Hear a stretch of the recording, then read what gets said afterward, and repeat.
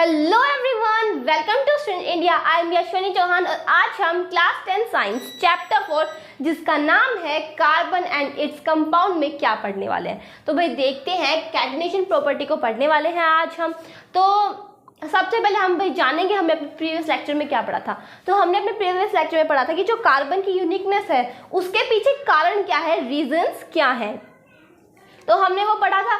सबसे पहली प्रॉपर्टी हमने टेट्रा कोवेलेंसी पढ़ी थी कि टेट्रा कोवेलेंसी क्या है क्या नहीं है। ठीक है, जो मतलब कि मैं लिख के बता देती हूँ। Tetra covalency, tetra means four and covalency means share करना इलेक्ट्रॉन को। जो कार्बन है वो अपने 4 इलेक्ट्रॉन को शेयर करता है। शेयर करने के बाद वो क्या करता है, बॉन्ड बनाता है, जिसे हम टेट्रा कोवेलेंसी की प्रॉपर्टी कहते हैं। तो कार्बन ही, सिर्फ और सिर्फ कार्बन ही इस प्रॉपर्टी को क्या करता है, पॉसेस करता है, शो करता है। अब आज हम पढ़ने वाले हैं क्या, कैटेनेशन। तो हाँ भाई, हमने टेट्रा कोवेलेंसी में क्या पढ़ा था कि जो कार्बन है वो 4 इलेक्ट्रॉन्स दे नहीं सकता, ले नहीं सकता। कारण क्या उसके पीछे, ठीक है, मैंने आपको माँ का रीजन लेके बताया था कि माँ और बच्चे। तो अगर आपने वो वीडियो नहीं देखी तो प्लीज जाकर देख लेना उसे, अगर समझ ना आया हो तो। ठीक है, तो अब कैटेनेशन देख लेते हैं कि कैटेनेशन की प्रॉपर्टी क्या है। The property of direct bonding between atoms of same electron to form long chain branches और स्ट्रक्चर्स, रिंग स्ट्रक्चर्स।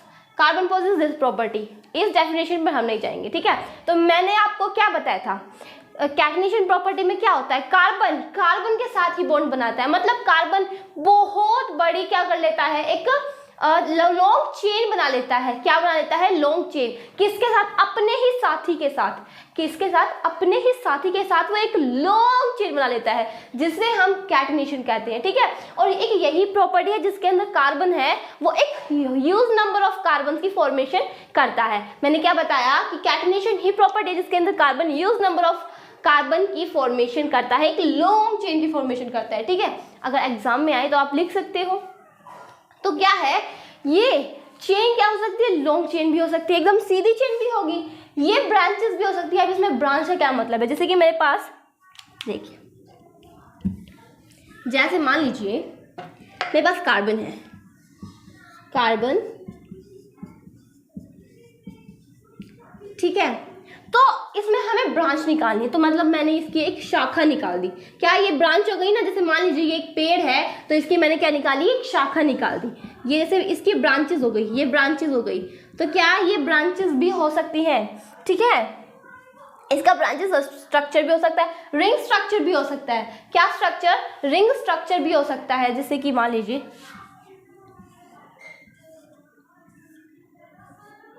ठीक है,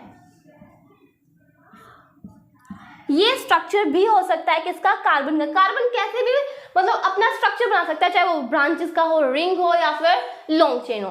लॉन्ग चेन मैंने आपको बताई थी, सीधी सीधी सीधी, ये कोई ब्रांचेस नहीं, कोई साइक्लिक चेन नहीं होती। ठीक है, तो कैटेनेशन आप समझ गए कि क्या होता है, जिसमें कार्बन अपने ही साथी के साथ क्या करे, एक लॉन्ग चेन बनाए। क्या बनाए, लॉन्ग चेन बनाए। अब एक एलिमेंट और है, सिलिकॉन। क्या, सिलिकॉन। उसने बच्चा इस कार्बन को क्या किया था, हराने की कोशिश की थी कैटेनेशन प्रॉपर्टी में। सिलिकॉन ने हराने की कोशिश तो की थी पर उसे मात नहीं दे पाया। ठीक है, सिलिकॉन सिर्फ और सिर्फ क्या, सिलिकॉन सिर्फ और सिर्फ 7 और 8 अपने साथी से के साथ क्या बना सकता है, एक चेन बना सकता है, पर कार्बन के जितनी लॉन्ग चेन नहीं बना सकता। ठीक है, ये एनसीईआरटी में दे रखा है कि सिलिकॉन ने कार्बन को मात देने की कोशिश की थी पर ना दे पाया। ठीक है, समझ गए क्या है catenation, carbon poses this property. ठीक है, तो कार्बन जो है वो इस प्रॉपर्टी को शो करता है। हमने कैटेनेशन पढ़ लिया और अब हम पढ़ेंगे पॉलीमराइजेशन की। पॉलीमराइजेशन क्या होता है। सो फ्रेंड्स, अब हम देख लेते हैं कि पॉलीमराइजेशन प्रॉपर्टी क्या होती है। तो देखिए, द केमिकल प्रोसेस, ये क्या है, एक केमिकल प्रोसेस है to combine several monomers to form a polymer और पॉलीमरिक कंपाउंड। ठीक है, तो इसने कहा है कि मोनोमर्स क्या होती है, पॉलीमर्स के ही स्मॉल यूनिट होती है। क्या होती है, पॉलीमर की स्मॉल यूनिट होती है मोनोमर्स। क्योंकि मोनोमर्स के साथ अगर देखो, मोनोमर्स, मोनोवर्ड आ गया, इट मीन्स 1। ठीक है, ओके। एंड पॉली मीन्स बहुत, मर्स, पॉलीमर्स बन गए ना, मोनोमर्स एंड पॉलीमर्स। तो ये स्मॉल यूनिट हुई किसकी, पॉलीमर्स की।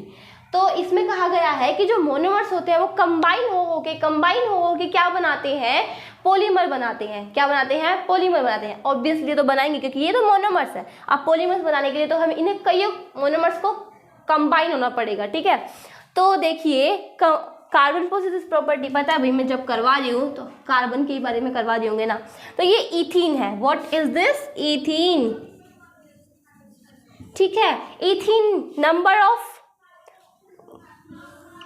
क्या, number of carbons and number of ethene, sorry number of ethene है ये। तो क्या किया इसने, क्या किया, अब पॉलीथीन बनाया। क्या बनाया, पॉलीथीन। एन का मतलब यहाँ पर कितने भी हो सकते हैं, ठीक है। और इन्हें अब यहाँ पर क्या बनाया, पॉलीथीन बनाया। क्या बनाया, इट इज पॉलीथीन, क्या, पॉलीथीन, ठीक है। एक बार और पढ़ लेते हैं। The chemical process to combine several monomers to form a polymer और polymeric compound।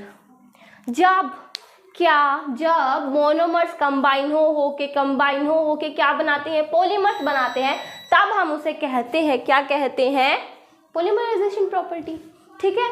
And carbon possesses property, सबको पता भी कार्बन ही पोसेस कर रहा है इस प्रॉपर्टी को। अब यहाँ पर इथीन था, नंबर ऑफ इथीन्स क्या कंबाइन हुए तो अब उन्होंने क्या बनाया, पॉलीथीन बनाया। For example esters, number of esters combine हुए, ईस्टर्स कंबाइन होने के बाद क्या बनाते हैं, पॉलिएस्टर बनाते हैं, ठीक है। पॉलीमराइजेशन प्रॉपर्टी ईजी थी। एंड इससे पहले हमने कैटनेशन प्रॉपर्टी पढ़ी और अब हम क्या पढ़ेंगे, आइसोमेरिज्म। अब हम पढ़ेंगे कि आइसोमेरिज्म प्रॉपर्टी क्या होती है, ठीक है। बट ये आइसोमेरिज्म प्रॉपर्टी नहीं, आइसोमर्स प्रॉपर्टी होता है, ठीक है। Compounds having same molecular formula but different structures. जिस भी कंपाउंड के, वो कोई भी कंपाउंड हो सकता है, जिस भी कंपाउंड से ethane, methane, propane, butane, you don't know but मैं आपको बताऊंगी, ठीक है। वो क्या होता है कि कंपाउंड, कोई भी कंपाउंड होगा उसका सेम मॉलिक्यूलर फॉर्मूला होगा। अब ये मॉलिक्यूलर फॉर्मूला क्या होता है, जैसे हम लिखते हैं ना C5H12 C6H8, मतलब ये ऐसा कुछ, ठीक है। तो ये क्या होता है, मॉलिक्यूलर फॉर्मूला होते हैं कंपाउंड्स के, ठीक है। क्या होते हैं, कंपाउंड्स के मॉलिक्यूलर फॉर्मूला होते हैं, ओके।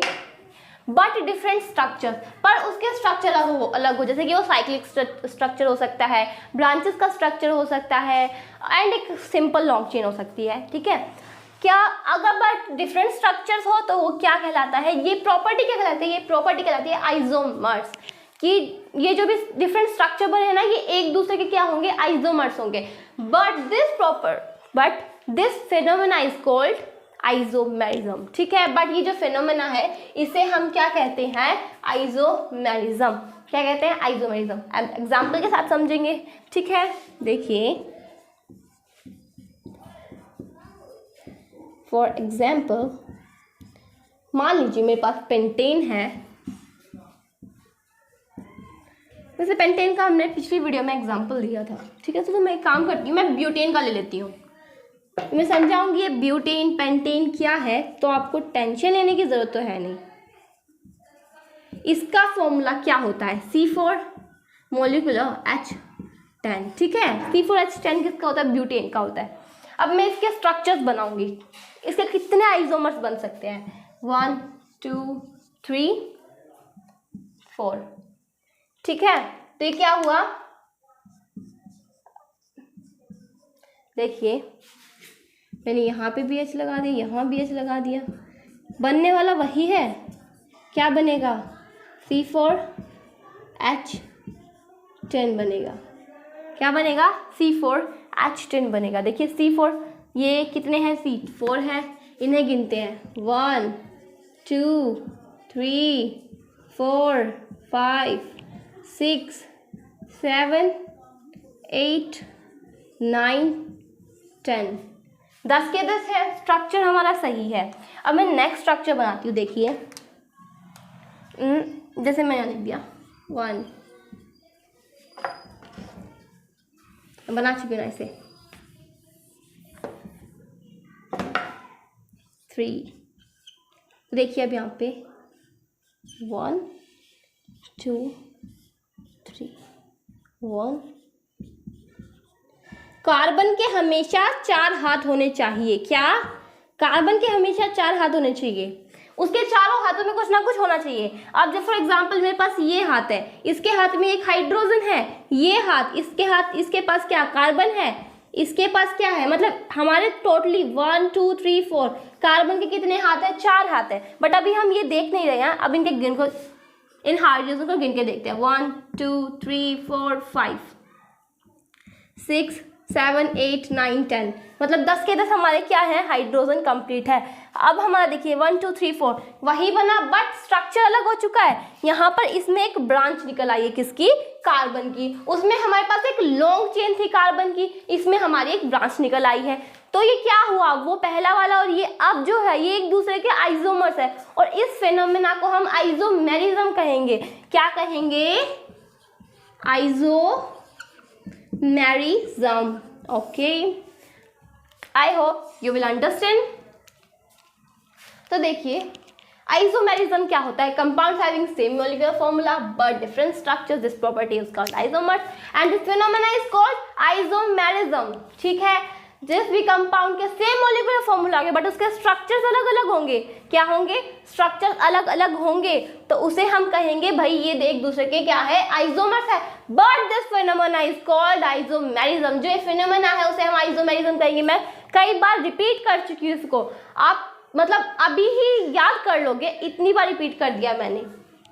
तो क्या कहा, मतलब आप अच्छे से समझ गए होंगे कि मैं क्या कह रही हूँ। ये जो ब्यूटेन है इसके अब कितने आइसोमर्स होते हैं?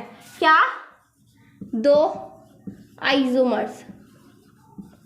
कितने होते हैं? 2 होते हैं। पेंटेन के हमने 3 बनाए थे, अब इसके 2 से ज़्यादा आइसोमर्स नहीं बन सकते, 2 से ज़्यादा स्ट्रक्चर नहीं बन सकते। पेंटेन के 3 से ज़्यादा नहीं बन सकते हैं।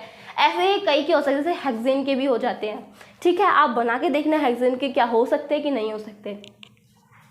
मैंने ब्यूटेन का करवाया है, पेंटेन का करवाया है, आइसोमेरिज्म प्रॉपर्टी करवा दी, पॉलीमराइजेशन प्रॉपर्टी करवा दी और कैटनेशन प्रॉपर्टी करवा दी है मैंने। बहुत इजी टॉपिक थे। मैं I hope you understand this and मेरी वीडियो भी कंप्लीट हो चुकी है। और अगर आपको मेरी वीडियो अच्छी लगी हो तो इसे लाइक करना, सब्सक्राइब करना एंड शेयर करना। Thanks for watching my video. तब तक के लिए जय हिंद, जय भारत।